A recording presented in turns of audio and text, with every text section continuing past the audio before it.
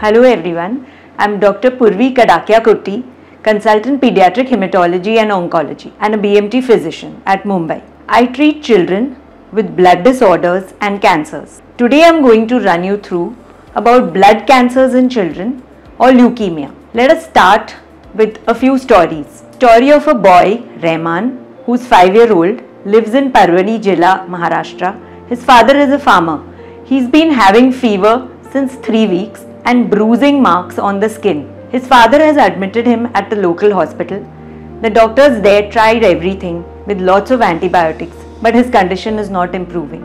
He's not eating well, he's losing weight. Now he also is not walking because he has severe leg pains. So a decision was made to transfer the child to a pediatric oncology or a higher center in Mumbai. When the child arrived here, his blood counts or a CBC showed that he had some abnormal cells.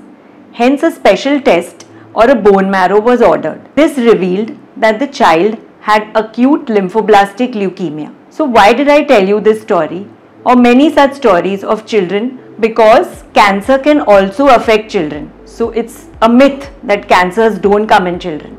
The commonest cancer in children is blood leukemia or blood cancers. So where does this leukemia originate from? It originates from the spongy part of our bone, which is called as the bone marrow. This is the factory where all our normal cells are produced. So as we all know, we have red blood cells which carry oxygen to all parts of the body. We have white blood cells which fight against infection, and we have platelets which stop our body from bleeding. So when the bone marrow has a growth or an uncontrolled growth of abnormal cells, that is the cancer cells or the leukemia cells, the normal cell lines are not produced, and this uncontrolled growth can spread everywhere in the body from the blood, and this is how a blood cancer can happen. Now the most common thing the parents ask, is this genetic?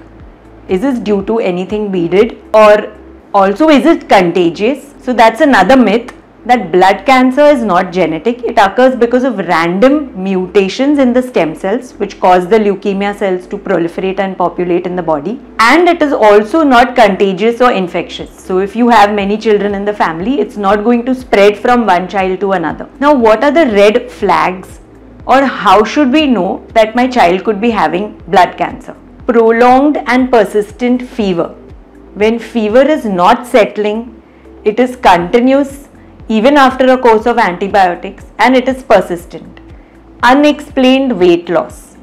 Unexplained swellings anywhere in the body.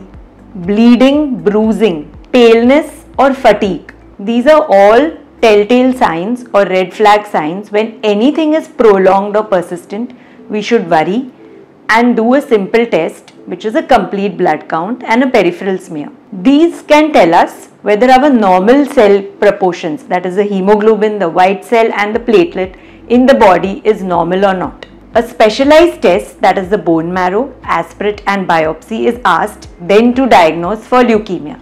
This is a very simple procedure. It takes 10 minutes. It's done under anesthesia, and it is safe when it is done at the bedside and correctly. So the bone marrow sample, we take a little blood from the bone marrow. This is run for specialized tests like flow cytometry, cytogenetics, karyotype. This will tell us exactly which type of leukemia it is. So in children generally, there are two types of leukemias, acute lymphoblastic leukemia and acute myeloid leukemia. The common one is acute lymphoblastic leukemia, which accounts for 75% of the blood cancers in children. So this is a simple bedside test by which Rehman and his family found out that this child had acute lymphoblastic leukemia. So what is the treatment in children for blood cancer? It is mainly chemotherapy. In acute lymphoblastic leukemia, this chemotherapy is given IV. Usually we insert a PICC line or a chemo port.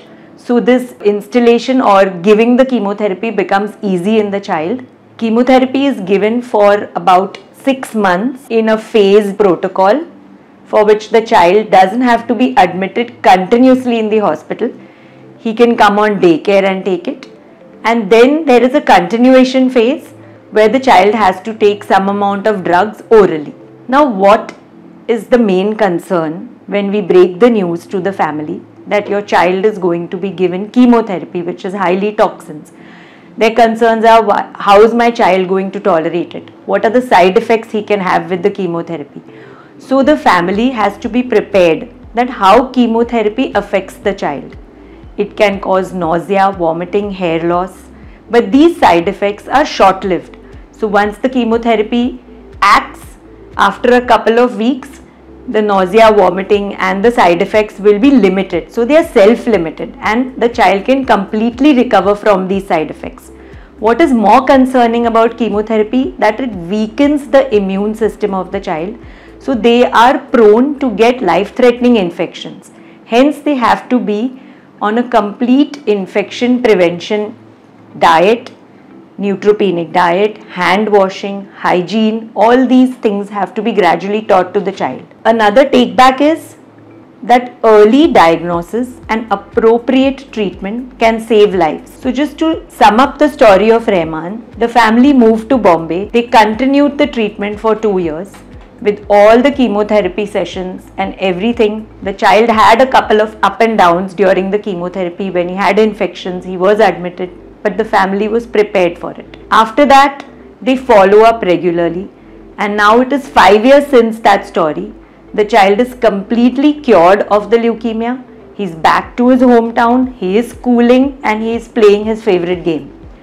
So the myth is cancer curable? Yes, cancer in children is curable when the diagnosis is made early and the treatment is given timely in a pediatric oncology unit.